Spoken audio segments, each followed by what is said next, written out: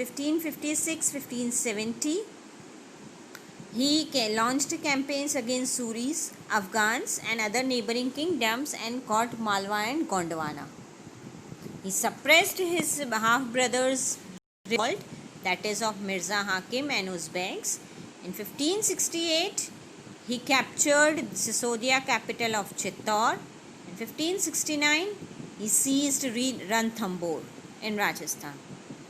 His second campaigns were from 1570 to 1585, where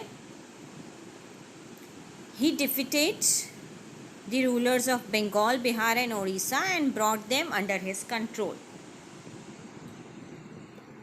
1585 to 1605 is the third part of his campaigns, where he expanded his kingdom in the northwest.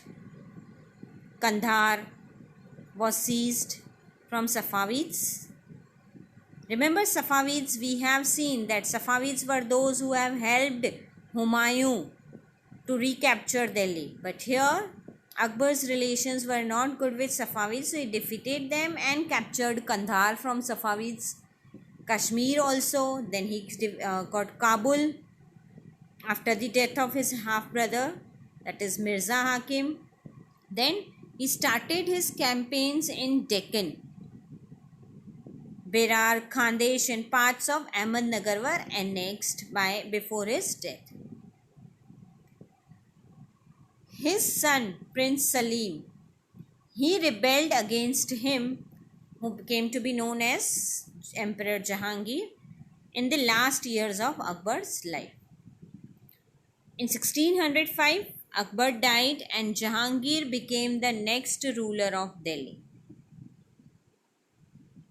Jahangir also continued the campaign started by Akbar. Then the Sisodia ruler of Mewar accepted the Mughal services, and his campaigns were less successful with Sikh Ahoms and Ahmednagar. The future Emperor Shah Jahan, who was then Prince Khurram, he also rebelled against Jahangir's rule in his last years, and the efforts of his wife, Jahangir's wife Noor Jahan, to maintain the good relations between the father and son were unsuccessful. Due to that, 1627, Jahangir died and Shah Jahan became the ruler of Delhi.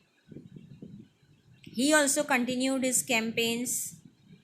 The Afghan noble Khan Jahan Lodi rebelled and he was defeated. Then campaigns were also launched against Ahmednagar. The Bundelas were defeated and Orsha was captured.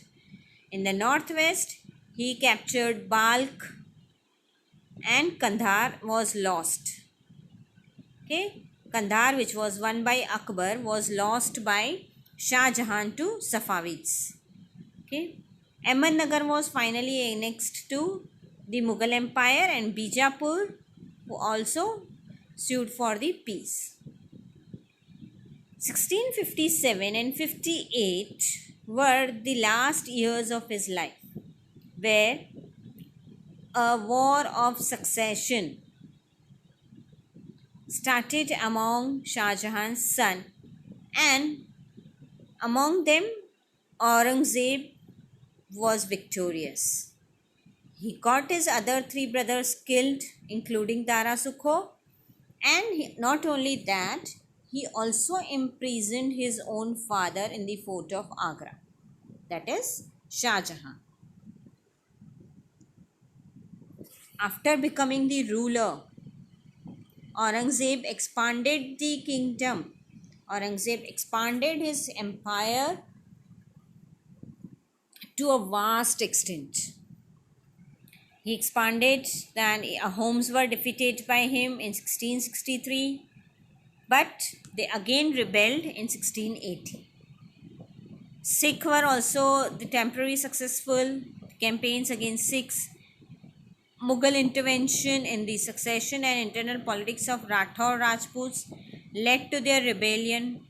due to the policies of Aurangzeb, many of the rulers, especially the Sikh, Marathas, Jats, Satnamis, they all became rebellion against Aurangzeb. His own son also was named as Prince Akbar, rebelled against him and was supported by Marathas, and then finally he fled to Safavid to Iran. Okay. After Akbar's rebellion, he sent his armies in the Deccan Sultanates, and Bijapur was annexed in 1685, Golconda in 1687, and then from 1698, Aurangzeb himself started personally managing the campaigns against the Marathas in Deccan, who were great in guerrilla warfare. Aurangzeb also had to face the rebellion in North India from the Sikh, Jats and Satnamis. Already I said he was not having the good relations with them. With Ahoms also, because Ahoms also rebelled and then they tried to capture their kingdom back. In Deccan, Marathas were against Aurangzeb because when Shivaji came to accept the service of Mughals, Aurangzeb insulted him, and that what made Shivaji furious, and he declared himself as independent of the Mughal Empire. And his death was followed by a war of succession among his son. Why we are studying about these Mughals? Because they were some of the powerful Mughal rulers. The sons of Aurangzeb or the other Mughals who came after Aurangzeb were not so powerful. They were the weak rulers and could not retain the empire with them. About them we are going to study further in the 10th chapter of the history. But this chapter we have discussed this much. Further we will be talking about the Mughal traditions, Mughal relations with other rulers, as well as the policies of administration of Akbar.